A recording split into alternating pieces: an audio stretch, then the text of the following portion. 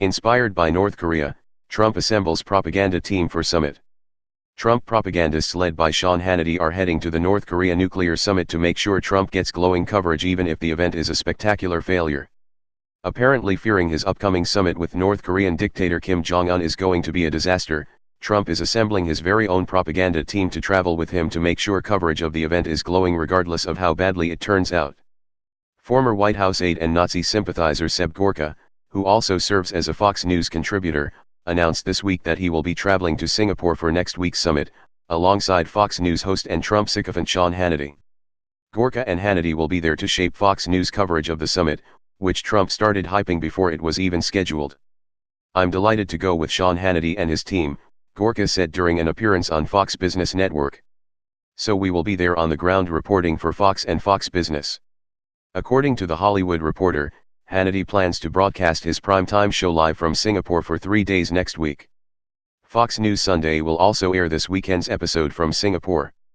Gorka and Hannity are among the most vocal pro-Trump propagandists on television, and both have parroted Trump's rhetoric about the on-again, off-again meeting with North Korea's leader.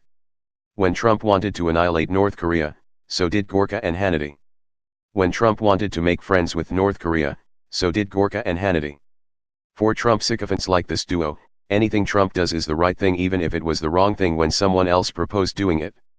When President Obama was in office, Hannity was vehemently opposed to the idea of a U.S. president meeting with the North Korean dictator, referring to Obama's willingness to establish diplomatic relations with Kim Jong-un as one of the most disturbing displays of Obama's lack of foreign policy expertise.